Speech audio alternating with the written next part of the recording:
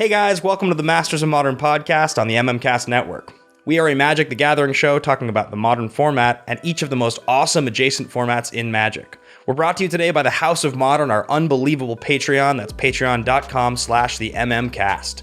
Please comment, leave your thoughts below, hit that notification bell, and subscribe if you want to keep getting updated on what we're doing here. And of course, follow along on social media with any of the relevant accounts. The information is in the description below. Thanks for tuning in, guys. We'll see you on the episode. And welcome back to Masters of Modern. I am your host, Alex Kessler, here with my co-host, Ben Bateman.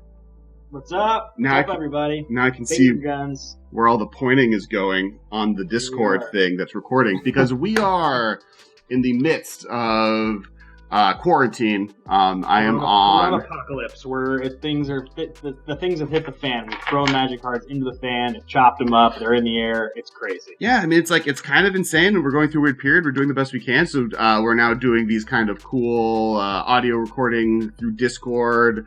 OBS is over there. Got the mic here, etc. Ben's in his apartment. I'm in my apartment. I have an owl right there, hanging out with Admiral Akbar. Gonna poke his eye. It's probably squiddy, which is weird. So yeah, but the podcast is continuing. We're still doing hot takes. We're still doing the episodes every week. This last week we had Mike Lawton on, and last week we did kind of a breakdown on like great ways to teach new players how to play Magic, and this week we even had a hot take on white-black pox, which was really dope, so definitely check that out. That was a cool deck. Yeah. Cool deck. Really cool. Make sure you follow us. I'm at Kess Wiley on Twitter everywhere, and KessGo on Twitch. You guys can find me at Ben Bateman Media on Twitter, Instagram, and actually coming up this week, I got last week all of the technology locked in to do my first Moto stream, including an account on Mana Traders. I got the whole thing. I played a bunch of games with Magus of the Vineyard. It was sweet. And so now you guys can follow me at Ben Bateman Streaming on Twitch. I tend to be streaming at least one time a week playing Moto for now, and probably drafts. I did like the Vintage Cube, but I haven't done my first Magic stream yet, but I got it all figured out. So go check that out. And then make sure to just hit that like button and comment what your favorite Planeswalker is. But before we get into the subject matter, which is the ranking of all modern Planeswalkers that are now legal with Oko gone, big shout out to the Noble House of Modern. Thank you, Andrew Kelso, for being a member. Those are people at a specific tier. There'll be a breakdown at the end of the episode on how that works. But once again, Andrew Kelso, you're the best. Thank you so much. Thank you so much for being noble in the house. And today we are breaking down the top 20 Planeswalkers in Commander. He means to say we are breaking down the top 20 Planeswalkers in Modern. Oh, in Modern, None of the Commander ones will be legal. This was an exhaustive, because the crazy thing is, guys, that when we started the show back in 2015, there was like half the number of Planeswalkers out. There was less than half. There was probably like 28 Planeswalkers. There's like well over 100 Planeswalkers now, and most of them are modern legal. So it feels like the landscape since the last time we had this conversation completely changed. A few years ago, I think we did a ranking similar to this, but it was every Planeswalker. Now there are so many Planeswalkers, and crazily enough, Alex, I think more than half the ones on our list have been printed since then. I'm pretty sure. Possibly since then. For sure, 8 of them were printed since Dominaria. Wild. That's wild. So in the last 2 years, they've finally kind of finally defined Magic. I think in the way that Wizards maybe intended they might at some point when they first introduced the concept in 2007. I think there was an idea that this is a really cool new piece of tech for the game to have.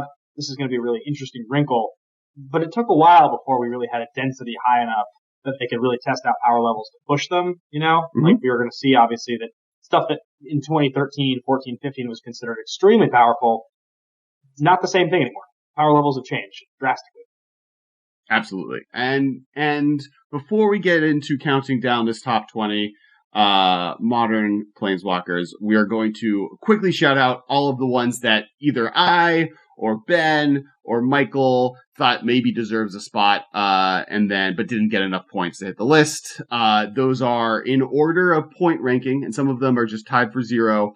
Jace Bellerin, Garruk Wildspeaker, Kiora Behemoth, Vivian Champion of the Wilds, the Royal Scions, Chandra Acolyte of Flame, Domri Anarchobolus, Koth of the Hammer, Karn, Scion of Urza, and Saheeli, Sublime Artificer, and last but not least, least because it's the 21st in the top 20, Elsbeth Knight Errant. And now, after me breaking down all of those, sad Elsbeth didn't make it, our number 20 made it onto the list. Gideon of the Trials. This is the Gideon from Amonkhet block. Gideon of the Trials is like the 3-mana Gideon. It's white, 1. You can make an emblem that as long as you control Gideon Planeswalker, you can't lose the game. It becomes a 4/4 as well. And it has like a third ability that prevents all damage dealt by a creature and damage dealt to that creature. That's right. And this card's sweet. This is a card I've built with before. I built a whole deck around this with like Delver and Pact of the Titan and stuff. I think this card's really cool. I think that I wanted this card to be better than it was. This was a card that was responsible for the idea of Gideon Tribal. It never quite broke through, but this does actually see play. There are modern decks that take advantage of the Angel's Grace ability on this card, and as they should. It's a very, very cool ability, and it's unique that it's on a Planeswalker. So I'm a fan of Gideon Trials. And any card that has ever printed "You Can't Lose the Game" has seen play, I think, because I mean, if you look at the Angel, then I'm forgetting the Platinum Angel, and then also Angel's Grace. Obviously, both of those cards have seen some significant to some amount of modern play, and Gideon Trials is on that list. The fact its interaction with packs is obviously probably its most significant. The fact that you can Pact of Negation, so you basically have Force of Will, or the fact that you have the ability to make 4/4 hasting for free red giant tokens is all like very powerful and just can do a lot of things. They do not have haste. Oh, they don't have haste? Well, but you can. They're instants, right? They're instants. Yeah. So you know, because I have now gotten the Mana Traders account and I'm going to be streaming on Moto, maybe I'll put my Pact Delver deck back together that I had talked about a couple years back. I actually built it and bought all the cards for it and like played it a bunch. It was really fun. It wasn't that good, but like you could do really wild stuff in that deck. Like if I remember correctly, like you could like Pact, Snapcaster Pact, and then during upkeep when you were going to lose, like Angel's Grace, and you could do all of this like pretty early in the game. It definitely was fun. It was a cool idea for a deck, so maybe I'll build it again. But that deck played at least 2 Gideons. Yeah, and this was another feature in the deck we did last week with Mike Lawton. So if you go check that out, there's a deck list right there posted in the episode, breaking down a way to use it. Oh, I forgot to rank things. So Gideon the Trials, Ben gave it a 0. I gave it a 2. Sorry, this is 2 points, so it's 2 out of 20. And then Michael gave it a 5. So he gave it a 5 out of 20. So that's what got Gideon into this. Briefly explain how the points are now we did that. The way we did this is me, Ben, and Mike all blindly, we couldn't see what the other one did, ranked all of the Planeswalkers we thought that deserved to be on the list. And we ranked it 1 to 20, and then we assigned points. If you were our number 1 pick, you got 20 points. If you were our number our number 20 pick, you got 1 point. And so, and spreading that out through in between.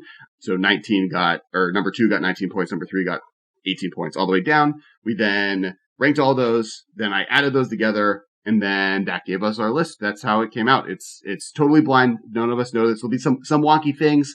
There's a few that like one of us just gave it a 10, but the other 2 gave it 0s, but because one of us gave it a high number, it's on the list. There's our number. When we get into the top 4, it's going to be really interesting, and we'll talk about it then. But every one, I'll read what we each gave it as our point score, just for fun. So our next number 19, we got a Johnny Vengeant. Yes. This is the 4-mana Johnny. Its plus is to tap down, or target permanent doesn't untap during their opponent's next untap step. Its minus is Lightning Helix. It does 3 damage and gains you 3 life. And then its ultimate is destroy all of your opponent's lands. This has seen pretty significant play in Modern. I mean, its probably most famous run was after Bloodbraid Elf was banned, as the 4-drop in Jund decks, because of Deathrite Shaman, they were able to just splash any color they wanted, and a Johnny was just like one of the most powerful options there. But has seen pretty decent play out of just Jeskai decks throughout the history of the format. Yeah, it also saw play in some of the red-white prison decks for me. It's still, those decks are still somewhat popular. They're like the Simian Spirit Guide into Chalice with Blood Moon. You're playing Chalices and Blood Moons, and then you have like a finisher at 4. And sometimes they play Koth, sometimes they play this. But this is definitely like, because of the way that it taps down lands, you're restricting everything they're doing. This fits nicely into that strategy as like a 2 over a 3 up. I've always liked this card. I've always been a fan. It's one of the coolest looking cards. It has a super cool promo. This card is it's like a way sweeter card that it's good. If that makes any sense at this point. It's just like a card that I like a lot, but it doesn't feel nearly as powerful as it used to feel.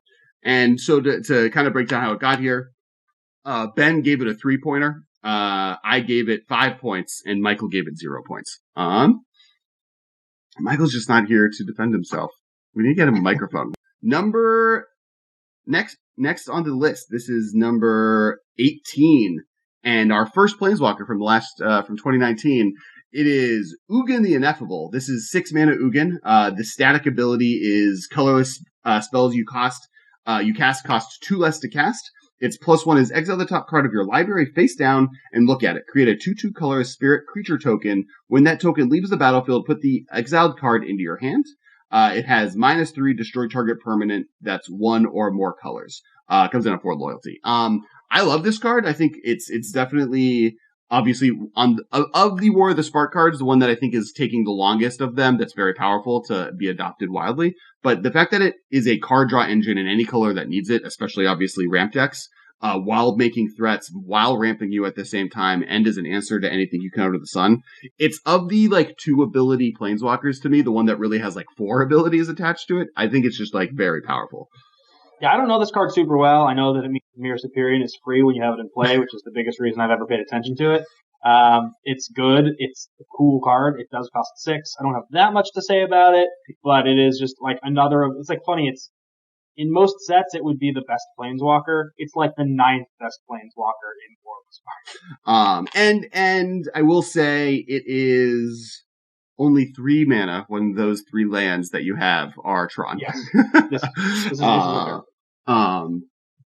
so to give the score on that, you gave it a 0, Michael gave it a 0, I gave it a 10. So if my heartfelt defense of it, you said Michael gave it a what? You gave it a what? 0, 0, and 10. You gave it a 10. Yeah. Well, it's not 1 out of 10, right? It was my 11th best Planeswalker. Got it. Yeah. You guys had it somewhere much lower. Next up, we've got number 17. This one is Nissa, who shakes the world. Yet another War of the Spark Planeswalker. Nissa shakes the world is 3 green for a 5. Whenever you tap a forest for mana, add an additional green. Put 3. It's +1. Put 3 +1/+1 counters on up to 1 target non-creature land you control. Untap it. It becomes a 0/0 elemental creature with vigilance and haste that is still a land. You can -8. You get an emblem with lands you control have indestructible. Search your library for any number of forest cards and put them onto the battlefield. Tap, then shuffle your library. 5 loyalty. This is historically a very powerful Pioneer card, right?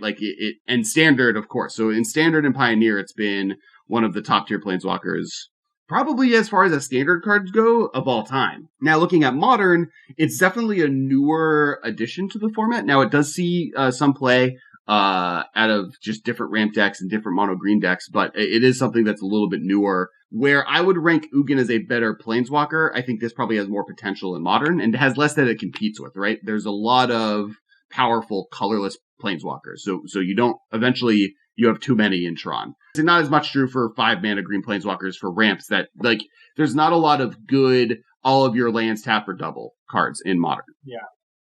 I think that this card is most powerful for exactly the reason you just mentioned. It's a unique sort of mana flare effect.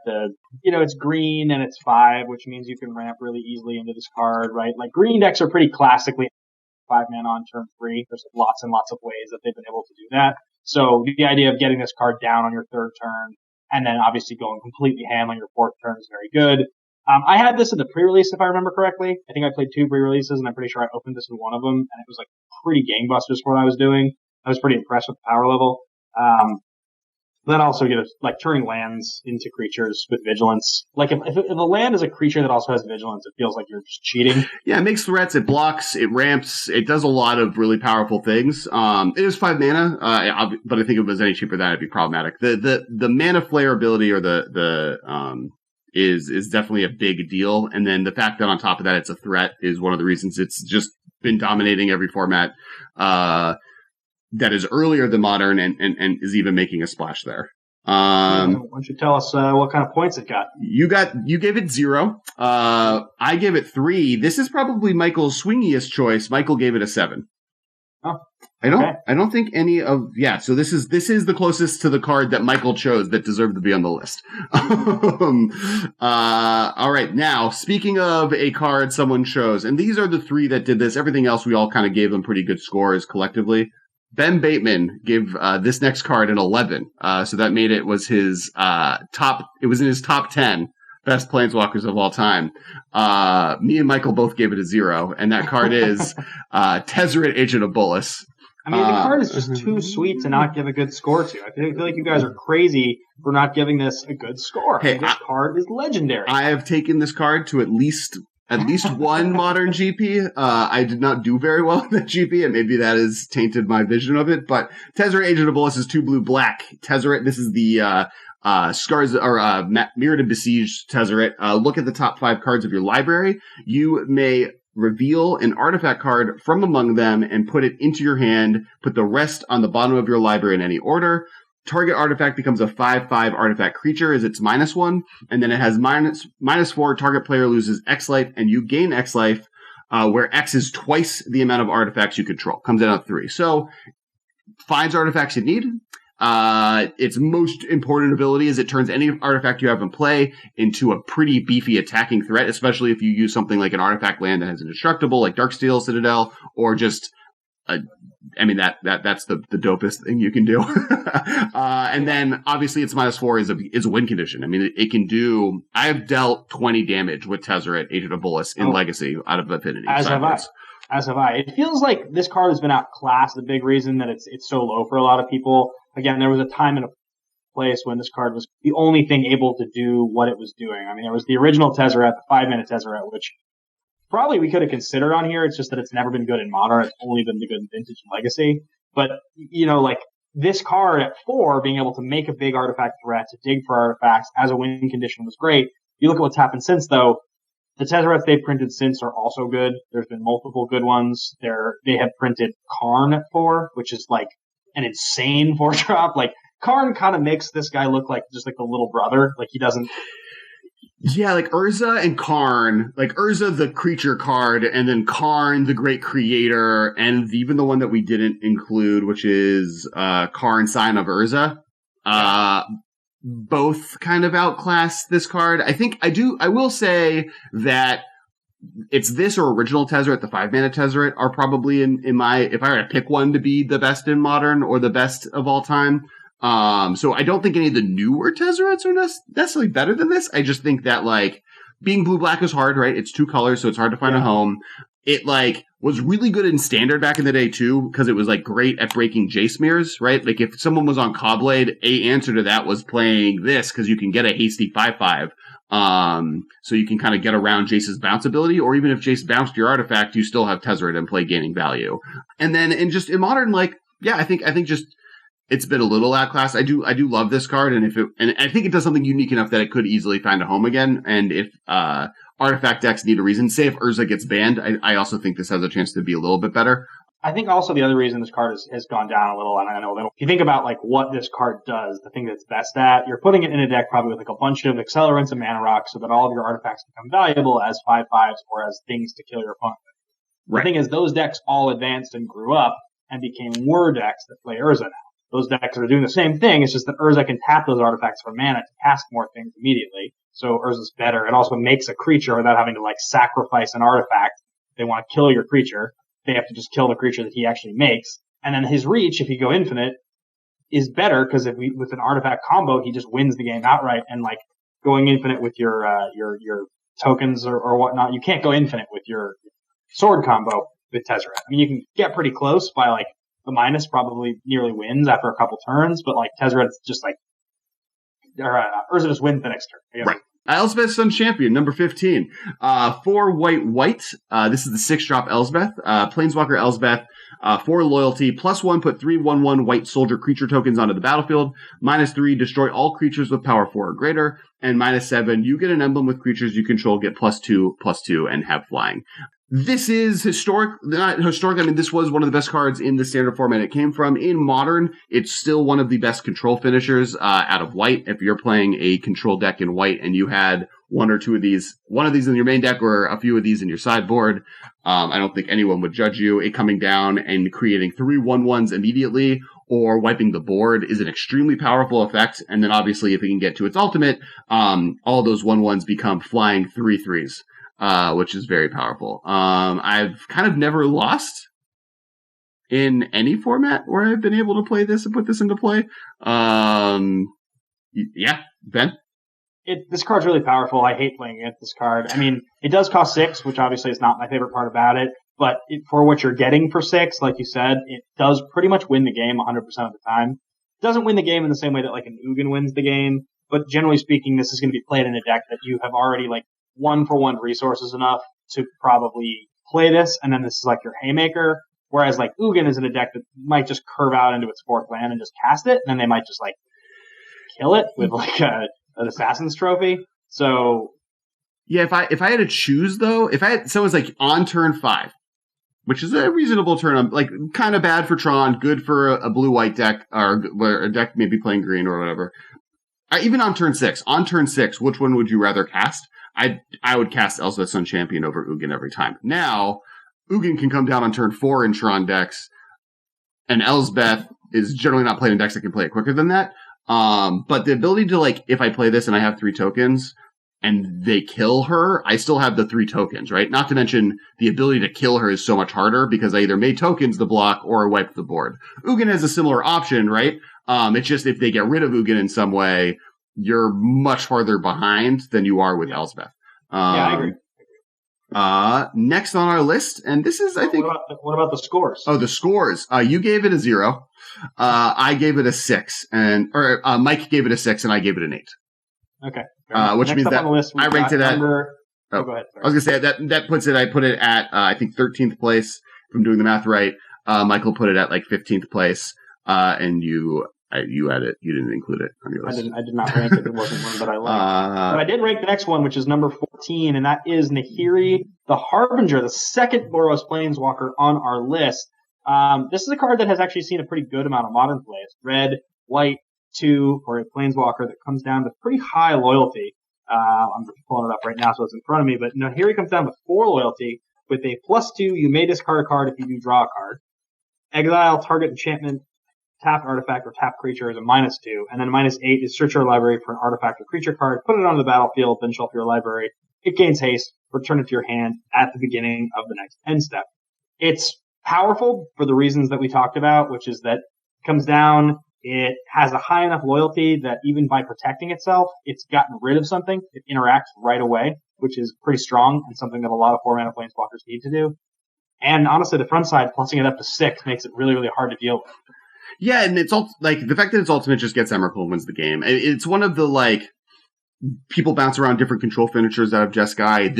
It often ends up being that. The prison decks you mentioned are also something this is another card that does really well in them. It's versatile. It draws you cards in ways. It is an answer to anything you need to fight.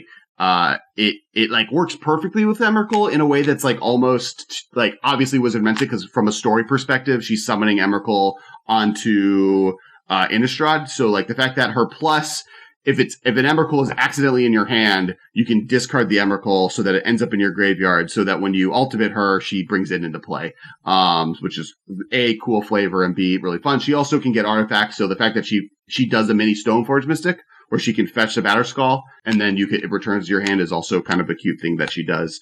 Yeah, just a card draw engine, win condition, card draw, and removal. All 3 on a Planeswalker are generally the right thing you want to be doing. Yeah. She also can like shake it off really well. If you have a blank space, she can fill your blank space. She can create bad blood. Oh, are you quoting Taylor Swift? It's Taylor Swift, Taylor right? Because the playmat with Nahiri is like very similar to the Taylor Swift song that came out at that exact moment. Yeah. Yeah. Nahiri looks a little like Taylor Swift. I don't think anyone would deny that. I wasn't denying maybe it. T Swift looks like Nahiri. That's probably. Nahiri is very old. She's like maybe 2,000 years old. There you go. T Swift modeled herself after. Right. She like visited Zendikar on a tour, and I was like, "Oh, that's fire! I'm gonna take that style." Where do we all rank this one? You gave it a 7. Michael gave it a 0, and this is the last 0. There are no more zeros. Everything else here, everyone agreed should be on the list. And then I gave it a 9. I had this pretty high. Now, Gideon, Ally of Zendikar, is the next 13. card, number 13. This is the Battle for Zendikar Gideon, 2 white, Planeswalker Gideon. Its +1 is until end of turn. Gideon, Ally of Zendikar becomes a 5/5 human soldier ally creature with indestructible. That's still a Planeswalker. Prevent all damage that would be dealt to him this turn. Its 0 is put a 2/2 white knight ally creature token onto the battlefield, and it has a -4. That is, you get an emblem with creatures you control get +1/+1. It is comes down with 4 loyalty, and so the key features are if you plus him the turn you put him into play, he can't attack because he doesn't have haste. But if you but you can minus him the turn you put him into play, but then he dies, right? So you can get the emblem immediately, but then you lose Gideon. You can you can raise his loyalty so that he can start to be able to ultimate on the next turn and not die, or just make him a little bit harder to kill. But you can't. He then doesn't do anything. He's just it's just +1 loyalty on the turn you play him, or you can make a 2/2 knight token. So the choices of what you have to do between the different abilities was always very interesting with this card. Also, just like pound for pound, maybe there might be an argument that he's in the top 20 white cards ever printed. I remember reading this card when it was first printed, seeing people play it in standard, and thinking, this feels like power creep with the Planeswalkers. Like this is like where I remember starting to think like, I remember that stupid Gideon from the previous set that was so bad. The 3-mana Gideon, the 4 mana, the one from you're thinking of it's 4 mana. It's Dragon's Maze. Maybe? 4 mana. It's not Dragon Mage. It's the second one. It's Gate Crash. And it's like you plus it, and it like equals to whatever. Like you plus it, yeah. It gains loyalty equal to the number of creatures someone controls. It's like really, really bad. And I just remember like reading this one and being so. A lot of 4-mana Planeswalkers have classically come down to 3 loyalty. Like tends to be like the pattern at this point. I was like, so you're telling me this one comes down with 4 loyalty? And I can make a 2/2 and it doesn't cost anything? Like, the idea of a bad ability would be classically that you would make this card. You'd play a 4-drop. You'd -2 it, or -3 it even, to get a 2/2. That's what, like, old Planeswalkers classically were designed to do. This has that ability for 0. It's just, you just make a 2/2. And we mentioned how we were sell Elsbeth didn't make the list, and this is kind of one of the reasons, right? Like, the power creep, not power creep, but just, like, the power level of this Planeswalker and comparing it to Elsbeth, where it comes down. I mean, yeah, you're right. It doesn't come down to 3, but it does, like, no, you don't plus it on the turn you play it. So in some ways, it comes down to 3 and has like a +1 that brings it to 4 in its 0 ability. But yeah, it just does a lot and is just very powerful. It kind of also, like, none of the Sorens, the 4-mana black-white Sorens that were classically like very powerful cards out of either old junk decks or Abzan decks and black-white token decks, don't make the list, partially because it's just Gideon Ally of Zendikar has outclassed them. It's better than both of those cards, and if you're going to play them, you would probably play him. And out of control decks, he's also outclassed stuff like Elsbeth, and even like Sarah doesn't really see play because you would just play Gideon Ally of Zendikar. I believe I was shocked that Sarah didn't, like. I mean, I know it's not good enough to make the list, but like it's crazy when you read the stats on that card and think card didn't make the list. It didn't even make it into the honorable mentions, which, you know. Now, I will say that Gideon is also, I think, the only white card. This is the highest ranked white card on our list. Okay. Moving on. Points. You gave it a 5, Michael gave it a 9, and I gave it a 6. Okay. 6 points. So we gave it that many points. Now for me, we're moving into the category of like start to get really good, because this is like the first one. The next up we have number 12, and that's going to be Liliana the Last. It's a card that I kind of missed a little bit when it was first printed in Eldritch Moon. I know it was good, but obviously it's being compared to another 3-mana Liliana. That's a really good card. Yeah, and so it's Black, colorless, so it's a 3-mana Planeswalker, 3 through loyalty. +1, up till one target creature gets -2, -1 until your next turn. -2, put the top 2 cards of your library into your graveyard, then you may return a creature card from your graveyard to your hand. And then -7, you get an emblem with, at the beginning of your end step, put X 2/2 black zombie creature tokens onto the battlefield, or X is 2 plus the number of zombies you control. So, yeah, I mean, it's not as good, obviously, as classic Liliana. It's a little different. It has the fact that it pluses to hurt a creature is really, really good. If you make it bigger to often either kill something or make it so something is going to be largely ineffective attacking her. The minus ability is a really, really cool recursive ability that's kind of rare. There's not like a whole lot of Planeswalkers that have this ability to mill yourself and return something to your hand. It like is both simultaneously filling your graveyard but also give it 1-for-1, like usually a card back. There's like not a whole lot of these, because I can tell you when I was building that stupid Linessa Zephyrmage blue-black deck where I was trying to bounce all people's lands, I was trying to figure out a way in Modern to consistently return a creature from my graveyard to my hand. And like Palace Siege was one of the ones that I was able to come up with. This is like a good card that every other turn can like return a creature to my hand. So I was like looking for, there's not that many options that for like on a good card, recursively you can get something back to your hand. And you know, it is a kind of a removal spell, right? It kills birds. It kills anything with a one toughness, kills Dark Confidants all day long. It is a little bit of a fog. Like, if you can't kill it, you might be able to reduce its attack low enough so it's not a threat. So you need to be a 4/2 or greater for it to this to not be relevant. And a lot of things in Modern kind of are 3 or power. And then lastly, it's a card draw engine that eventually wins you into a win condition, right? And it saw a lot of play as kind of instead of 3 Veils or 4 Liliana the Veils, they would play 3 in Jund and 1 of this, right? Where this allows you to rebuy your Tarmogoyfs or rebuy your Dark Confidants when they died, or rebuy Scavenging Oozes.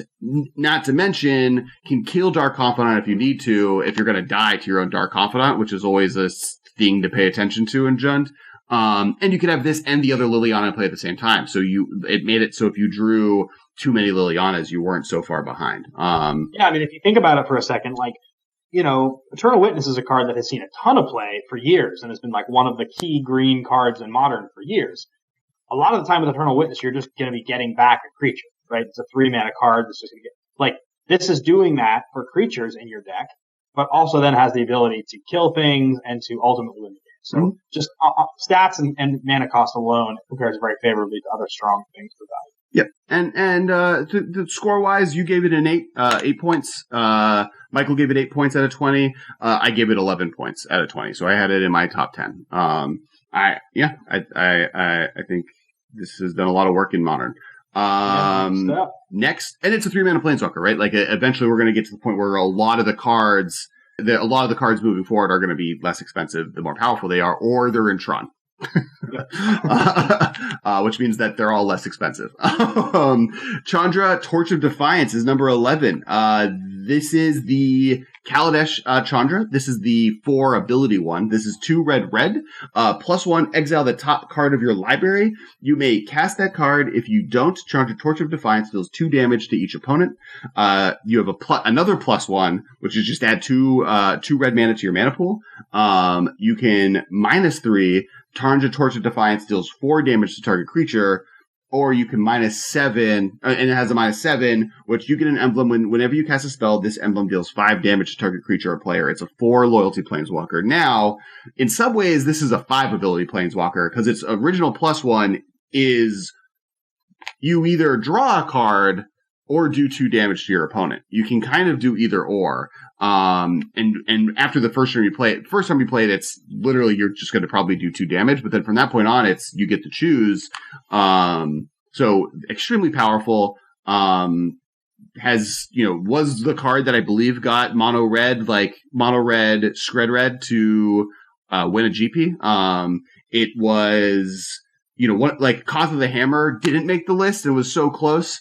But just this is kind of the reason those decks did well. Koth is just a really good player in those decks. And just really good in Jund, really good in control decks. Just kind of pound for pound, one of the best red Planeswalkers if not the best mono red Planeswalker looking. I mean, it's funny because if you remember correctly, Chandra Pyromaster was printed within a year or two of this, before it. And when it was printed, Chandra Pyromaster was considered to be like the good red Chandra because they had printed Chandra the Firebrand, which was the 4-mana one that you could like duplicate a spell, deal 1 damage to things.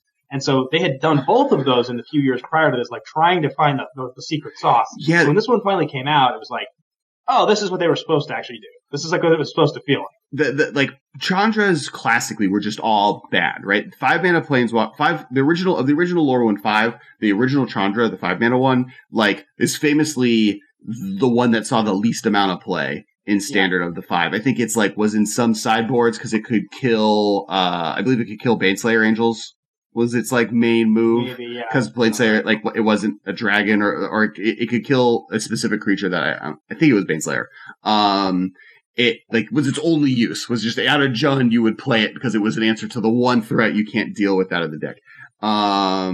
And like then they printed Chandra Ablaze, which I think is criminally underplayed in Commander, but in every other format is terrible. Isn't it like the 6-drop one? It's the 6-drop one that has it pluses. You have to discard a card. It's not a maybe. It's not you may discard a card. It's you have to discard a card, and only if that card is red does it do 4 damage to any target. Okay. So you have to discard a card that does something. You can't discard a land or another color. Its minus, which is its good ability, is everyone discards their hand and draws 3 cards. So and you can do it just twice. It comes in at 4 loyalty. I don't even remember what its ultimate. I think its ultimate just lets you cast any amount of spells in your graveyard for free, if I remember correctly, or red spells. Like you get to cast spells or something. And in Commander, where there are blue decks that draw 12 cards a turn, having the ability to basically mind twist those opponents, making them discard their hand and go back to 3, while also in a red deck, which generally has a problem drawing cards, drawing 3 cards is good. Chandra Ablaze should have maybe made it to the honorable mentions, but it didn't. No. It should never see play. Yeah. Then they were put on the Reflect one. That was probably the next best one, the one that had Fork as its ability. That was like the first one that was like kind of playable, but then even then wasn't. Then they printed the Chandra that had kind of half of these abilities, right? It could 0 to do the, like, look at the top card of your library. You can cast it this turn. If you can't, it gets exiled forever, basically. It had a plus that let it do 1 damage to any target, which was like just enough to make that worth it. But yeah, there was like just a period where like red Planeswalkers, the best one for a while was just Koth. And then Chandra Torch of Defiance rolls in. And then 6-mana Chandra that makes 2/3/1 hasters rolls in, and they started actually figuring out what these cards should look like. Now you have Chandra Acolyte of Flame, which last year they printed Chandra Acolyte of Flame. They printed even Chandra out of War of the Spark is like pretty great. I mean, standard, not in modern, but like the ability to just like draw cards, and she gets a lot of loyalty, and they can't really attack her because they'll take damage from it is like the powerful. Counters are removed, they like take damage. Yeah. So where do we rate Chandra? You gave it a 12. Michael gave it an 11, and I gave it a 7. You actually both ranked it higher than I did. So before we get to our top 10, I do want to give a quick shout out about our Patreon. That's patreon.com/theMMcast. Alex and I spent a bunch of time recently kind of revamping the whole Patreon. We've got the whole thing you guys heard at the beginning of the show about becoming a house noble. There's a bunch of different cool tiers. We're going to be doing the special meeting of the minds, a tea time at the Modern House, we're calling it, which is going to be like sort of like private Google Hangout. If people want to go to that level. There's going to be some exclusive deck techs. I posted the very first one of those, actually. It's right now live to only patrons. It's a behind-the-scenes deck tech. They have a really, really cool new like hollowed one deck that Saffron Olive was doing called Hollow Herald. You can see me talk about that. Got another one coming up very soon. So go check it out, patreon.com/theMMcast. Especially in these uncertain times, we are doing everything we can to keep this show going, and it's a great way to support what we're doing. If you guys are fans of it, go check it out. If you would want to become a house noble, if you want to take a seat at the table, so to speak. All right, let's get to our top 10. This is, I think, the most expensive Planeswalker, not of all time, because there are other ones, but on this list. Ugin the Spirit Dragon, coming in at number 10. The rankings were Ben gave it a 9, Michael gave it a 13, and I gave it a 12. So that you put it just under your top 10. Me and Michael put it kind of around this spot. This kind of ends up pretty much where we all kind of thought it should. This is the original Ugin Planeswalker. 8 colorless to cast. +2, do throw damage to target creature or player. -X, exile each permanent with converting mana cost X or less. That's 1 or more colors, so no colorless things. And -10, you gain 7 life, you draw 7 cards, and then you put up to 7 permanents from your hand onto the battlefield, which is classically the opposite of Nicol Bolas's original call. Nicol Bolas Planeswalker? Yes. Nicol Bolas. Yeah. Right? Yeah, that sounds right.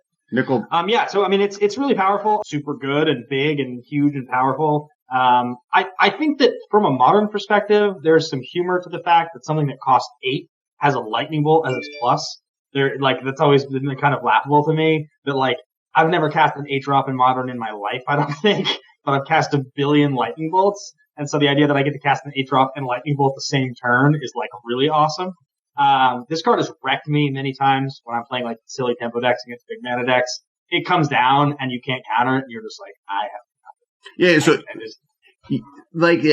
and obviously this he's played in Tron, right? The ability to have 7 mana on turn 3 and then 8 mana on turn 4, and classically that deck is more consistently hitting 8 mana on turn 4 than even 7 mana on turn 3, because they have to use a forest in the earlier turns to be able to tutor for the lands they need, but pretty consistently can get that down without much of an issue. And so this is really a 4-drop Planeswalker, right? We're ranking this amongst the 4-drop walkers here. And yeah, I looked it up. Nicol Bolas Planeswalker's ultimate is deals 7 damage to target player. That player discards 7 cards and sacrifices 7 permanents. So Ugin's ultimate is the opposite of Nicol Bolas. They're twins. They're both brothers from back in the day. And yeah, Ugin's really good. I've never been sad with it in play in front of me. The card's really sweet. I haven't cast a lot of Ugins or Nicol Bolas's in my life, but at one of the Magic Fest that were in a Chaos Draft, did draft Cruel Ultimatum and just casted a bunch of games and just won every single game that I cast it. To just stay alive as long as I could. So I do know the sweetness of the ability of that experience. But yes, Ugin is great. Moving on to number 9. Number 9, a new card. This is from War of the Spark. This was actually surprising because I think earlier this year, late last year when Oko was kind of running around, this wasn't on a lot of people's lists as one of the most played cards in Modern, but is actually the most played Planeswalker in Modern, the 5th most played spell, non-creature spell in Modern. And it is Ashiok Dreamrender, 3 mana, 1 blue-black, for a legendary Planeswalker Ashiok. It's one of the static ability Planeswalkers. Their ability is spells and abilities your opponents control can't cause their controller to search their library, and then they have a -1. Target player puts the top 4 cards of their library into their graveyard, then exile each opponent's graveyard. Comes in with 5 loyalty, so you can mill yourself 20 cards while exiling your opponent's graveyard, or mill your opponent out for 20 cards while making sure they don't get to take advantage of those cards they put in their graveyard. And they can't search, so it turns off fetch lands, it turns off tutors, it turns off rampant growth, it turns off all the things. There's a lot of things this card does really well. It's a really interesting design, because if I was sort of cooking this card up in a lab, it's what kind of comes to mind is all right, so I'd like to have something that's playable in multiple colors. I'd like it to be able to shut off tutors and slow my opponent down. And I also need to add on one more thing, so let's make it so that we can exile their graveyard. It's kind of just the perfect, we're going to just introduce this to Modern as a card that you can jam into a lot of sideboards card. There's also some really, really cool play with this card that's very, very interesting, because of the fact that you can exile your opponent's graveyard. It means that any of the parallel tutor types of cards, there's a bunch of stuff now that has been printed. So Scheming Symmetry right now, I believe, is still legal in Standard. I've done the thing before where I cast Scheming Symmetry, then I cast this card and exile their, or mill their top 4 and then exile it, right? There's also, I believe, Wishclaw. Talisman is currently legal in Standard. That's another card. But once it goes to their ability, they can no longer activate it to be able to do the search function. So there's some really interesting stuff you can do with this card. It's pretty cool, I think. obviously, any kind of tutor that's going to put something on top of your opponent's library, you can then mill the top 4.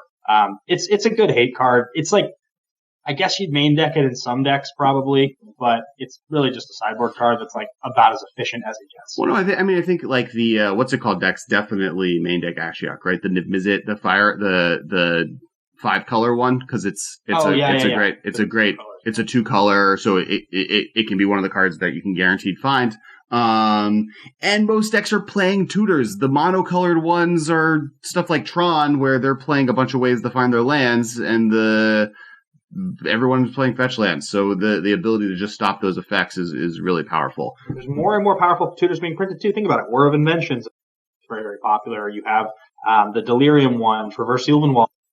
It sees play in the 4-color shadow decks. I mean, obviously every single fetch land. There's all kinds of stuff. I mean, the Modern plays a lot of tutors. And some of the decks that aren't playing tutors, even in fetchland format, are like Dredge, where this exiles their graveyard, so it's still good. One thing about this card that is really interesting, too, is that they designed it specifically and said that spells and abilities your opponents control can't cause them to search, which means you can't pair this card with like Path to Exile or Ghost Quarter or something like that and try to nuke their stuff and have them search and it turns it off. Mm-hmm. That doesn't work. You gave it a 6, so you gave it 6 points. So it was and then Michael gave it a 16, and I gave it a 14.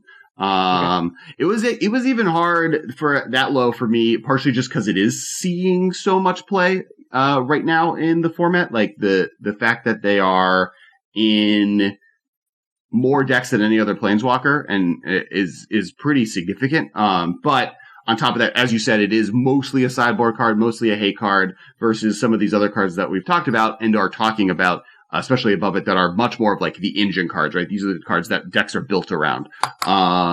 Next card on that list is, and this is another card from 2019 from War of the Spark. Number 8, Narset, Parter of Veils. So blue 1, it's another one of the static Planeswalkers. Your opponents cannot draw more than 1 card each turn. Turns off any cantrip, turns off any shenanigans, and it has a -2 ability. It comes down with 5 loyalty. The -2 ability states, look at the top 4 cards of your library. You may reveal a non-creature non-land card from among them and put it into your hand with the rest on the bottom of the library in order. So you get to search for Azcanta, effectively, the land tap ability of the flip side, twice. So this thing is going to come down, draw you a card right away, presumably, probably, and turn off your opponents from being able to draw cards. And then if they let it live, draw you another card and still turn off things your opponents do because it doesn't have 4 loyalty, it's got 5. So once you activate it twice, it still just sits there until they kill it. Mm-hmm. So it will wreck draws for your opponent. It acts as a fog for your opponent, and then it obviously is drawing you cards while that's happening. It does so many powerful things just on its own. Obviously, you can then combo it with effects that like normally would be one-sided draw effects that you draw and now your opponent doesn't. In older formats, Windfall and stuff like that, or what? And then in Modern, what's the wheel that ends the turn? The wheel that ends the turn is called Days Undoing. Yeah, Days Undoing. So if you have Narset in play and you Days Undoing, you mind twist your opponent, they draw no cards, and you draw 7. So very powerful things that this can combo with. But Jen is just like a very powerful control card. Draws you 2 cards, the exact 2 cards you need, stays in play, prevents your opponent from doing something. I think this is the last... Oh, no, we have more, I guess. But I do want to have a little bit of a conversation now. I think this is the time. I think that I like static ability Planeswalkers on the start there. I think that as a design space, it's really cool. Some of them are really awesome. I just think that they shouldn't be hate cards. Yeah. I think the static abilities that are on them that stop your opponent from doing something in ways that's hard to pay attention to are when it's a mistake. Because I think the bigger issue with Narset is less this is a not fun thing. I think they should never print again, your opponent can't draw cards. Or they need to do better at it. But I do think the bigger issue here is the fact that people just forget and will draw extra cards and be like, oh, wait. Or like cast Serum Visions and they're like, well, I just discarded a card for no reason. Or other examples are on Ashiok. They fetch into Ashiok, right? That's of the 2 cards we've talked so far. There are even cards like... I have a commander deck built around War Tamio, the blue-green one that prevents you from sacrificing and discarding cards, and spent a game just discarding cards, not even remembering that I had the static ability that I couldn't do it. So they need to be a little bit more proactive or meta on casting. Like Tezzeret's fine. I think the Chandra, the 6-mana Chandra that like can't be countered, totally fine as a static ability. But do you think that? So 2 questions for you. The first one is specifically on Narset part of it. Do you think the fact that it's an uncommon is sort of odd and shouldn't have been the case, or do you think that's fine? I think that's fine. I don't think rarity on Planeswalkers matters as much to me. Okay. That just means it's not expensive, right? Like, in reality, for Limited, I thought the Planeswalkers were great for the most part. I really liked War of the Spark Limited. I know it was like a relatively, some people loved it, some people hated it. I think the bigger issue is that, and beyond that, that's just cost, right? I mean, like, the fact that some of these are rares and some of them are uncommons. I like the uncommon Planeswalker design space. I think Chandra, the 4-mana uncommon Chandra for M20 is also really cool, right? Like I would not mind seeing more of that. I think we're going to probably get an uncommon Teferi in M21 based on how they did Chandra. I think that's fine. I think my other question I had for you is if the cards you were talking about, if Ashiok, what if they were parallel abilities? Players can't draw more than 1 card per turn. Players can't search their libraries. Now, obviously, they wouldn't be as good, but I'm saying if they were parallel abilities, would you be more okay with them? Especially those things I think people just forget. I think that's the bigger issue is like, there's too much collateral built into what a Planeswalker is doing that people aren't using that, like don't interact with them the way they do creatures or enchantments that they like are like, this is what this card does. It's more like, this is drawing them cards and doing stuff. And like, it has this ability. I also think like a lot of the times they did multiple things and cutting that down maybe, would help if it's like very simple. If Ashiok was just like abilities can't make them tutor, but they can tutor with cards, maybe it's better, or vice versa. Like, they can't use cards that let them tutor, but if they sack a fetch land, it's fine. Gotcha. But I think but this is like, all a risk where like if it's just like Domri Raids plus ability, which is like all your creatures get +1/+0, fine, right? Like that's a little bit easier to deal with. Next card, you ranked it with a 14. Michael ranked it as a 12, and then I ranked it as a 13. So we were like all right in the same range. This is like kind of like this is 6th, 7th, or 8th best card in the format. I'm shocked on this next one. I cannot believe this. So we have this Renin 6 comes in at number 7 here, and I'm stunned. You can reveal the scores now if you want. I put Renin 6 pretty freaking high. Yeah, this was your second place, so you had it at 19th. You gave it 19 points. I gave it 15. Michael gave it 10. Michael drinks a lot of Renin 6 Haterade. He drinks a lot of Jund Haterade, which I think is a mistake. There's like a classic I'm good at magic attitude where like Jund's not actually a good deck, but it top 8s every GP, and tons of people play it and have good success with it. I think there's just a level of like, it's 55% against the field, so it's like the lazy man's good deck, and the people that play it are also just have played it for so long that they're really good at it, which I guess is fine, but I think that's one of the reasons Michael has put it down. He also, like, obviously it's not at the power level it was in Legacy where Wasteland was available. Generally, I think that's like a trap that really good players, I guess trap is the wrong word, but a lot of really, really good players kind of always are like, Jund sucks. It's just, the only people that play it just do well with it. But like it's in every GP. It top is every GP. It has answers to kind of everything. It's kind of the classic 55% against the field deck. So I guess and then you have to be really good at it, I guess. And so like for pro players who bounce between different formats, it's not the easiest deck just to pick up and be good at. But I also think that that's a little bit why I ranked it badly is like, is it that good in Jund? Mind you, it is the 30th most played spell in Modern in total. It is the 1, 2, 3, 4, 5, 6. It's the 7th best. So we have it kind of right in the right spot as far as rankings go. Most played Planeswalker in the format, but it is definitely a card that kind of reinvigorated Jund, gives Jund a lot of power level. It's like very strong. The ability to buy back cycle lands and fetch lands.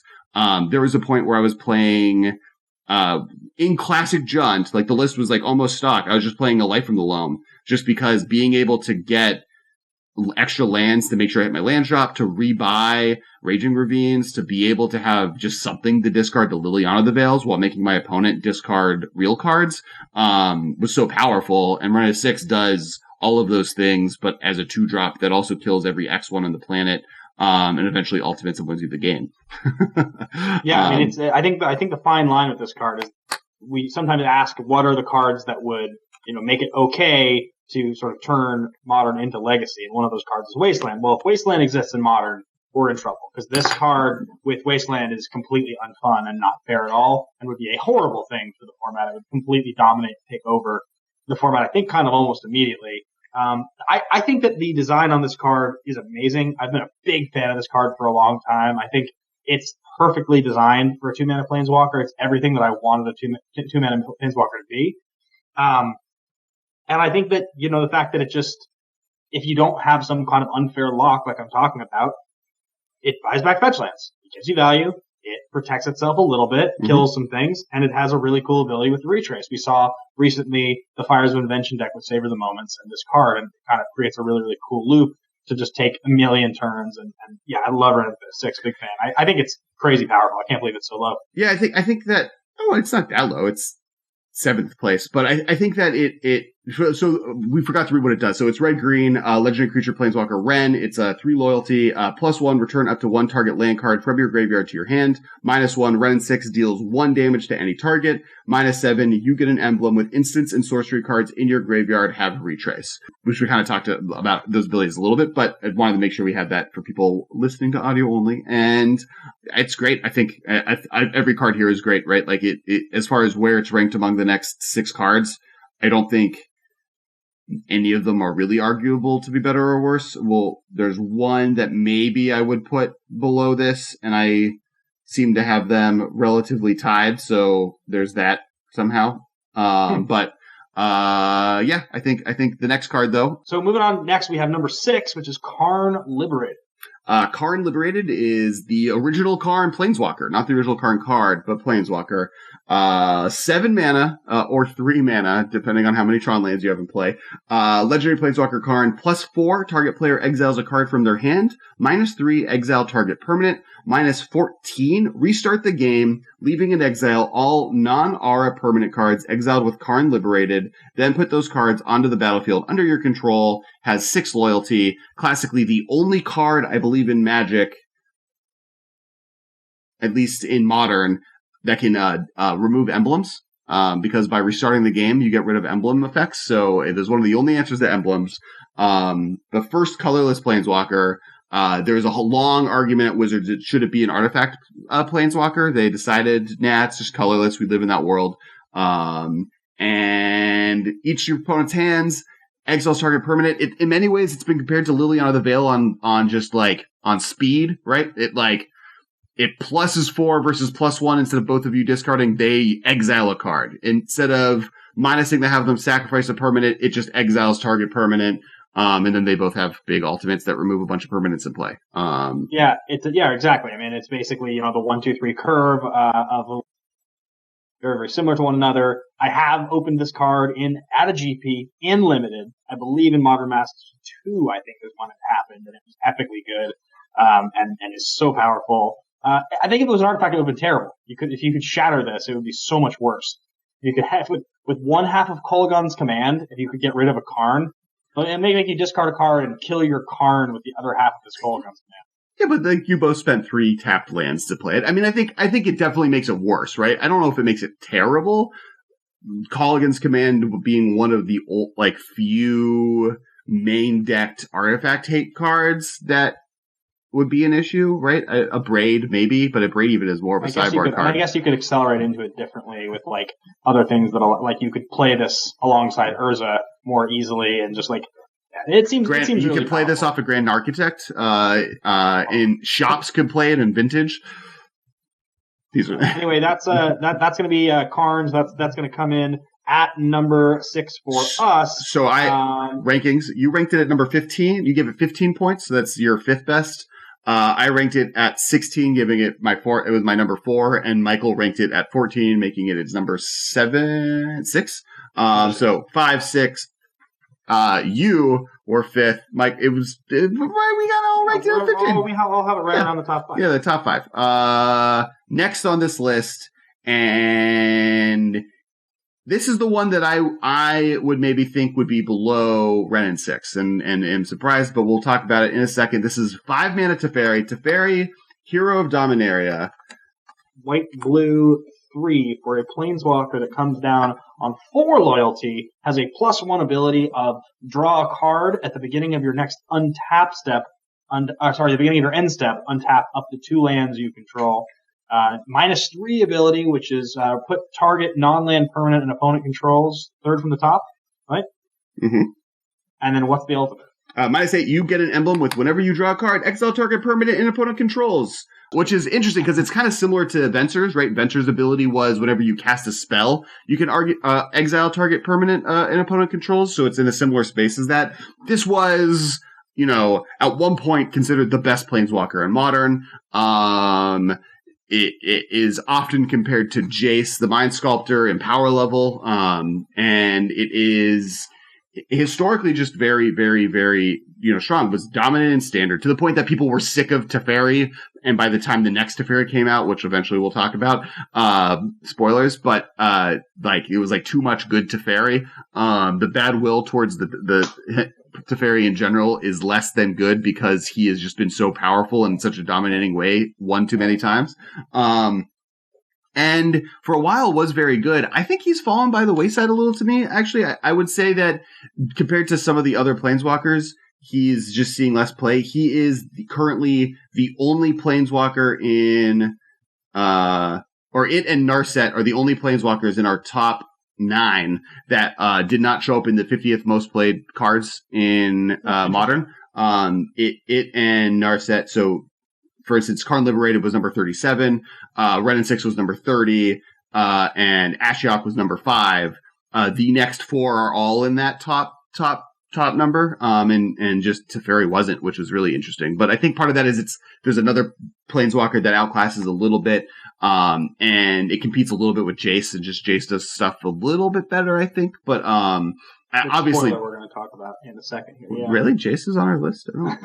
I do have to say with Teferi, Hero of Dominaria, one about it, and we've said this before. It's not really a 5-drop. You have to cast it for 5 mana, but it really does function actually as a 3-drop because of the way that you untap the lands, especially in a blue-white deck, where having 2 mana available is kind of that's the live or die difference in the blue-white control deck. If you have 2 mana open when you pass the turn, it's the whole game is played differently. And so, this card, obviously, having the ability to do the Teferi Tuck if you absolutely needed to, having that ability to start to generate card advantage, and, going up to 5 loyalty when you plus it it's a big number. Mm-hmm. Basically, you're drawing an extra card, you have 2 untapped lands, and it's at 5 loyalty.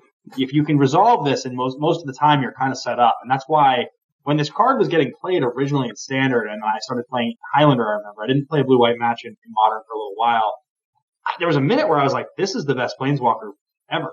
This is better than Jace. I was convinced for a second there. It could swing back that way, right? I think it's competing with other ones. In some ways, it's really interesting.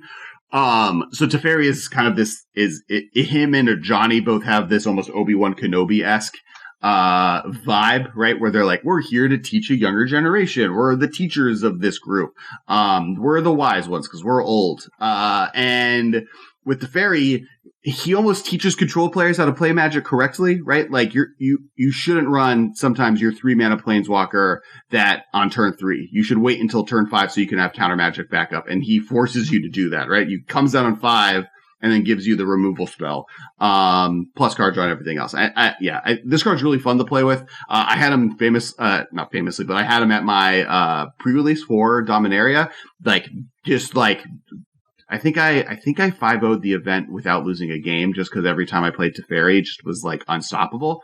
And I had the foil one. It was my pre-release card, and I folded it accidentally in a deck box. I remember this. So I think at the time it was worth $90, and it just folded in half, big crease. I currently have it in Geist because Commander doesn't care if a card is folded, but sad days. So the given rankings, you ranked it as number 16. Michael ranked it as number 18, and then I ranked it at number 14, with 14 points. Not at number, sorry. I gave it 14, you gave it, and so Michael had it as his number 3. I had it as my number 6, and then you had it at your number 4. So, it generally makes sense where it ended up. I do think maybe Ren and 6 and Karn Liberated are better. That's where I would disagree in this top list. Got it. I do think it belongs in the top 10. I don't think it's better than maybe those two. And Ashiok is weird. Ashiok might actually just be the best planeswalker. Ashiok's crazy. So we have 4 left. We have 4, and this next one was one that actually I'm like pretty low on this next one. And we're pretty far off on this. And the next one we have listed here is Karn the Great Creator. This is the War of the Spark Karn. This is the Karn that obviously, for a minute there, this paired with Mycos and Lattice was just like the bee's knees of Modern. It was like, this is the unstoppable, unbeatable thing. Now, Lattice is gone. It's banned. But Karn is still very, very good. Yeah. So its abilities are activated abilities of artifacts your opponent's control can't be activated, which is what it comboed with Mycos and Lattice to make it so it locked your opponent out of the game. +1 until your next turn, up to 1 target non-creature artifact becomes an artifact creature with power and toughness, each equal to the converted mana cost. Its converted mana cost. And then its -2, which is its big power move, is you may choose an artifact card you own from outside the game or in exile. Reveal the card and put it into your hand. Comes out at 5 loyalty, so it can literally just -2 twice, getting you 2 cards either out of exile or from your the land of sideboard. But in general, it's just very, very powerful. Now, it is the 6th most played spell in Modern, or non-creature spell. It is Ashiok is right above it at 5. But basically, it's like all of the cantrippy removal things that have always been in the top 5: Astrolabe, then Karn, Ashiok and Karn. And I mean, part of it is like, if you remember, Mycos and Lattice was this really unfun, really powerful lock that was kind of annoying, but a lot of decks even stopped playing it in their sideboard just because you can get other cards that are just as good. You can get liquid metal coating that start blowing up their lands. You can get any of these really powerful artifact hate cards that ostensibly lock your opponent out, right? You can get Ensnaring Bridge. Most decks can't beat that. You can get Trinisphere.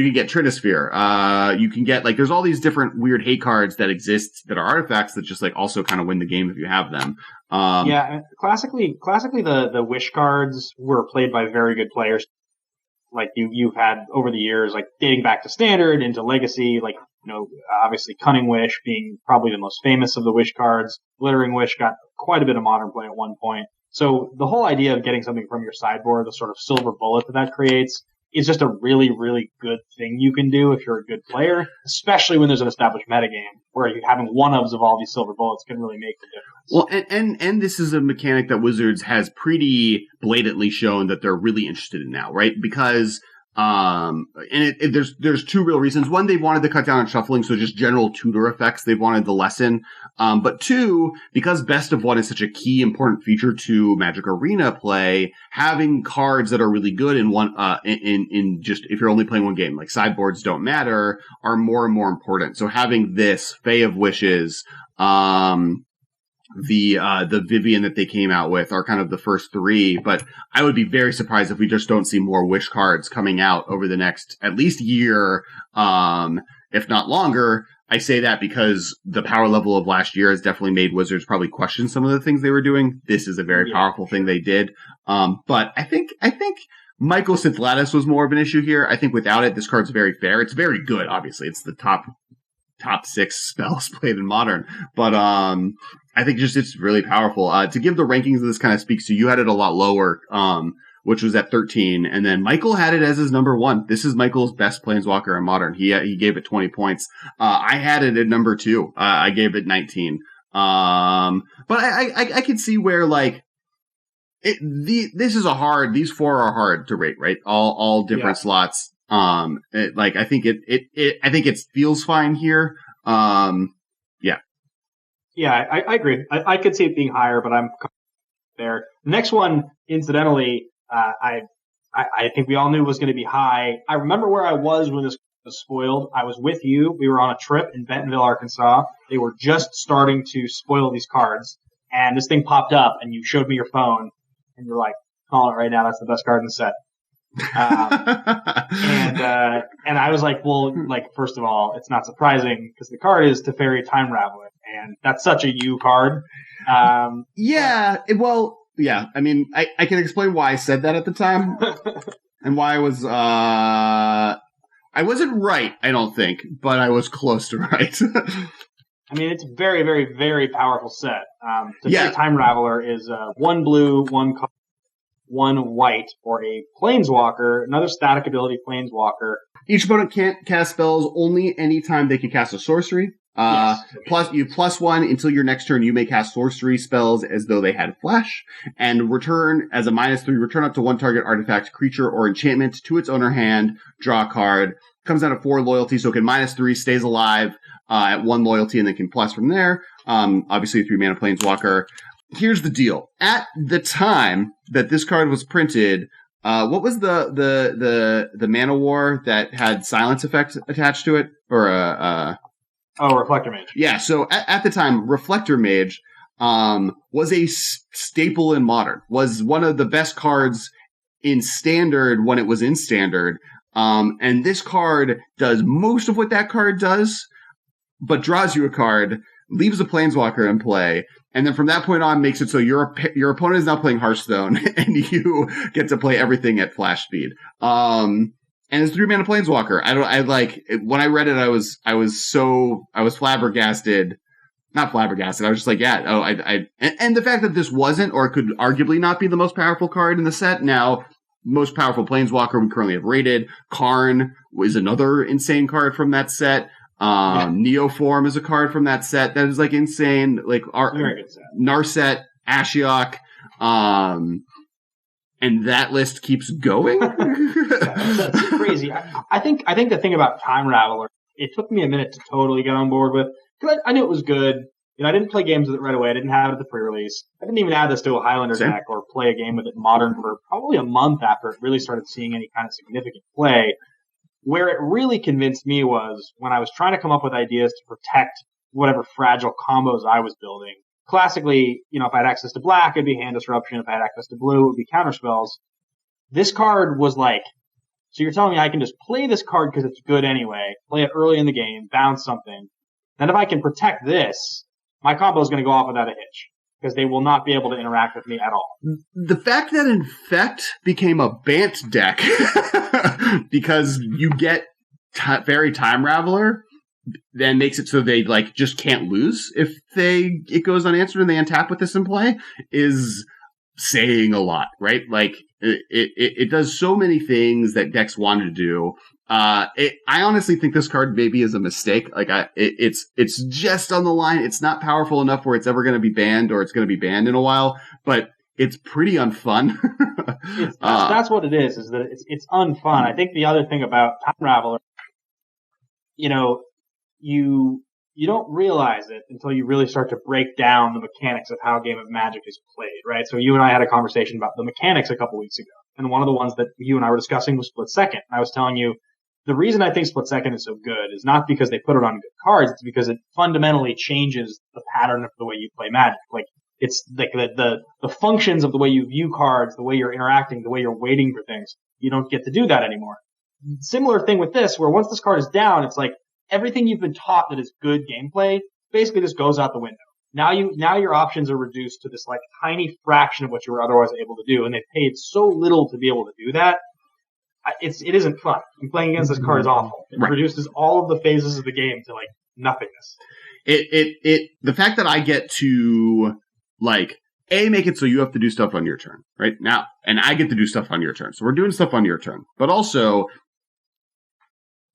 half the time or a third of the time, but at least the first time you do anything, I get the option to undo that and draw a card. And even if you did something last turn, I get the option to undo it and draw a card. It's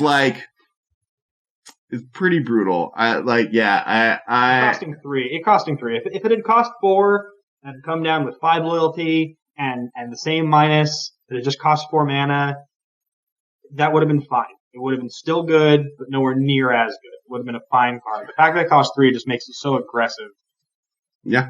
And you gave it a 20. This was your number one card. This was my number one. This is your pick for number one. Thinking about it for a little while, it was just better than the other options. But the other options are pretty damn powerful. Where'd you put it? I put it at 17, so it was my number 3. And then Michael put it at 15, so it was top 5. Interesting enough, Michael ranked 5 mana Teferi higher than Teferi Time Raveler. But I do think, yeah, and this is kind of when we were talking about Teferi, one of the reasons I think it's dropped down is just this card has supplanted it, right? Like, if you're gonna play a blue-white Planeswalker, play the 3-drop that locks your opponent out of the game, and is an answer to things, versus the 3-drop bunny ears that draws you consistently draws you more cards, but like kind of gives your opponent a little bit more of a window to do stuff. And I mean, I think 5 minute Teferi kind of wins the game. That's kind of a win condition. Sure. Whereas 3 minute Teferi is kind of like stopgap until you draw your win condition. Right. But I mean, also if you play 3 mana Teferi rather than a 5 mana Planeswalker, you probably just want to play a 4 mana Planeswalker, which incidentally is our number 2. And Jace, the Mind Sculptor, classically referred to as the best Planeswalker ever printed. It's kind of shocking to see it at number 2 here. How the mighty have fallen. Not that far. Still number 2. It has fallen. This was considered number 1, and Elspeth was 3 at one point. Now this is 2, and Elspeth didn't make the list. That's the mighty have fallen. I'm very proud of who's ended up on top. So for those who don't know, Jace, the Mind Sculptor, blue 2 for a Planeswalker that comes down with 3 loyalty and has 4 abilities. The first ability is +2. Look at the top card of target opponent's library. Is it target player's library? Look at the top card of target player's library. You may put that card on the bottom of that player's library. You may 0 to draw 3 cards, then put 2 cards from your hand on top of your library in any order. You may -1 to return target creature to its owner's hand. And you may -12 to exile all cards from target player's library. Then that player shuffles his or her hand into his or her library. 3 loyalty at one point, and for most of Magic, the best Planeswalker ever printed. Banned in Modern at the onset, and only recently unbanned, I think 2 years ago? 2 years ago. Famously banned out of Standard, one of 4 times it has ever happened. Well, up to its point, it was, I think, the 3rd major time since Type 2 existed that a card was banned. Out of it, including the Urza block, and then Mirrodin block. Now it's happened more often because they've changed the requirements for bannings in Standard. This card's really good. Being able to prevent your opponent from ever getting a card they want ever again, and then eventually winning as a worst case scenario, and then brainstorming every turn and doing the Teferi thing where you can return any threat they put into play. Can I ask a question really quickly? So classically, back in Standard, this was played with Squadron Hawk in Cobbler. The idea being, obviously, that you would get your Squadron Hawks, and that would give you the cards in your hand to then activate your Brainstorm to have lots of options to shuffle things away if you want, and then you could just win with the Squadron Hawks with like a sword on them if you wanted to. But it was like the extra card advantage of the Squadron Hawks. Why is Life from the Loam and Jace not a thing that people have done in Modern? It feels like similar. You fill your hand with things that you then get to put back into your deck. Am I missing something? No, I don't know. That's awesome. Because you could also Loam, get 3 lands, Brainstorm, Dredging Loam, and I don't know. That sounds sick. Yeah, I think I don't have a good answer. I don't know why people don't do that. You could also have. Seems like you and I are going to be building that one on Moto. Like just 4 Uros, 4 Loam, 4 Jace, Eula's Influence, go. Lore Scale Codal's in there to protect Jace. Yeah, well, and that's, I think, in the snow decks, one of the reasons they're not playing Cobblades is because they're playing the Loshka Codal, right? That's the fly. Sorry. Icefang Codal. Icefang, yeah. Icefang Codal, which is the blue-green 1/1 draw card. It has Death Touch if you have snow happening. Because that's just doing what Cobblade was doing, but slightly better. But yeah, no, I think there was a moment where Jace wasn't as good as people thought he was going to be, and then I think he's come back. He's extremely powerful. Has been a player in the format basically since he's been unprinted. It's interesting. Appropriately costed. I mean, he's correctly costed for what he is. He's a really, really well designed card. Always Jace, like, oh, you don't think so? I think he was a mistake. I mean, like, anytime a card has to be banned on standard, probably not correct, right? And I think its +2 should have just been Scry 1. Or like, I think Fate Seal is like, if I were to pick one thing on this card to change to make it less problematic, it would be that. Maybe also make it so his ultimate is less of a you automatically win, right? Like, this is what this reads, right? It removes their library from the game, and they have whatever cards they had in hand to win. And that's very unlikely. I don't think I've seen maybe one person win with a Jace ultimate happening to them, and normally there's an Emrakul involved. I don't think I've ever seen one. Have you ever opened a Jace? Yeah, I opened Jace in my World Wake box. I opened Jace and Stoneforge Mystic and a few of the lands. I've played the Jace lottery at one point and just opened one back in the day. I bought a single pack of World Wake. Oh, dope! Like from All Star, where you and I first met playing cards. I a pack of World Wake, and there was a Jace in it. I was so stoked. You gave this a 17, so this was in your third place. So your top was Teferi, Ren in 6, our next card, then Jace. So you had it in fourth place. Okay. I had it in third place at 18. Michael had it in second place at 19. And now our number one Planeswalker in Modern, both historically and currently, Liliana the Veil. With 55 points altogether, you ranked it at 18. Michael ranked it at 17. I gave it that big 20. On top, as always, Liliana doing the thing I feel like Liliana would want to do, which is be the best, lazily. I have a couple of reasons that I'm pretty sure this has become the clear number one Planeswalker. She comes down at 3, at 3 loyalty for 3 mana, +1, each player discards a card, -2, target player sacrifices a creature, -6, and you separate your opponent's permanents into 2 piles, they choose one, and the rest get sacrificed. So I think that when Modern was created, Liliana hadn't been around very long. Liliana was in her first year, I think. She might have been in year 2. But the heavy lean Magic has really bought into over the last 9 years of making sure to utilize the graveyard as a resource in the cards that they print and the sets that they print. They've gone back to flashback style mechanics so many times. Aftermath, Escape, they've really made it clear that's something that they're in on. They enjoy it. Players really enjoy it. And so because of that, having a Planeswalker that can come down, that can get around targeting, right? So a Diabolic Edict can make your opponent kill a creature, sacrifice their best thing, that can plus to strip your opponent's hand at a pretty decent loyalty. I mean, like a pretty good loyalty to plus to be at 4, and probably discard something that you don't care about, or honestly, in a lot of cases, something you want in your graveyard. It's perfectly costed at 3 mana. It's correct. It utilizes just a lot of the things that Wizards has leaned into with Magic since the printing of the card. It feels like it's every year that feels like this card gets better, to be honest, not worse. I think part of it too is just it's consistently just been on the top, right? Like, one of the reasons it's up here is there has not been a moment in modern history where Liliana was not in contention for the best Planeswalker in the format.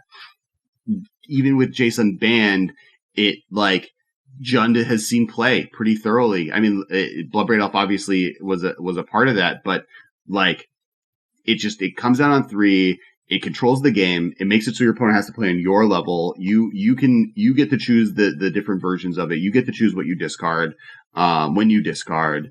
It eventually gets to the point where you put your opponent so far back of resources if you ultimate that it's almost impossible for them to win the game. And she just does such a good job at that and locking away the game and controlling the game once you have one in play, and protects herself. As you said, just her interaction with graveyards is really important. The fact that the fact that she grows a Tarmogoyf, right, if she's in the graveyard. The fact that she is kind of the best possible follow-up to a Tarmogoyf or another threat on turn 2, where you play a 2-drop that can protect her, and then you grow the Tarmogoyf by discarding something else. You make the graveyard bigger. She just does so many different things. Her ability with Lingering Souls, her abilities with Uro, Life from the Loam. Life from the Loam. she's just very powerful effect at 3 mana that like just has been like so consistent throughout the history of the format. You're draining your opponent's resources, and with whatever resources they have left, they throw everything they've got at Liliana, which even if they get rid of her, in the end, usually you're going to be up 2 or 3 or 4 for 1 by the end of it. It's just incredibly powerful. So where do you think Oko would have ended up if Oko had still been legal? Clear number 1, even after just such a short time, just so good. Yeah, I think it's just the best. It would be the best. I mean, I think that's one of the reasons, like, the fact that it was banned out of Modern, like Jace was unbanned and then was fine, but like Oko, I think it's just the best Planeswalker ever printed in every format. Maybe Jace is better than Oko in Legacy. Maybe Renin 6 is better than Oko in Legacy. Like that's the only format. Kind of, yeah. Well, because like Renin 6 with Wasteland, right? Like was such an insane thing to be doing in Legacy. That I think is better than Oko, right? That combo. I think that Jace longevity and its ability with miracle cards and what it did and Force of Will. But I mean, Oko does stuff with Force of Will too. But Jace also, like, Legacy interacts less on the level of I have a creature in play, where Oko is good, and more in the world of like stuff that's in your hand, where Jace is good. But that's it. I think Oko is Modern though, pound for pound better. I think it's pretty clearly the number 1. So I'm glad it's not legal anymore because I don't like it as much as these cards. Makes Magic miserable. So that's gonna wrap up our top 20 list here of the best Planeswalkers in Modern history. Thanks to everybody for watching. Thanks for listening. Be sure to follow along with all the stuff we're doing. Hit that subscribe button below if you have not yet hit it. Hit subscribe. Hit the notification bell so that when we go live, you guys get notified. You guys can find me everywhere at Ben Bateman Media and a brand new place, Twitch. You can find me at Ben Bateman Streaming. I'm at Kess Wiley.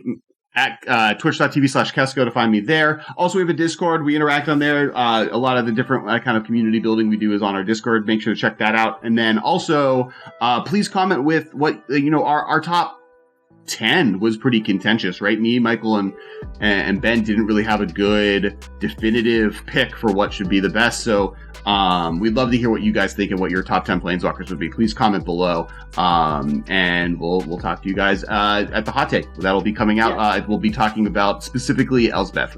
So a little preview for that comes out next Tuesday and Monday early for Patreon members. And go check out Alex's first appearance on Tellurian Community College. Yes. We recorded a few videos. There'll be a few more coming out, but the first one is how to pick a deck for Modern. Alex gives a whole interview about it. It's really, really awesome. So huge thank you to Professor for bringing us out there and filming with us. We had such a great time with him, and the interview really turned out well. Yeah, and stay tuned for more content. There's some extra stuff for me and Ben on Tellurian Community. So we're really hyped. All right, guys. We'll see you next week. Bye, guys. This has been a production of Time Traveler Media, sending podcasts into the future.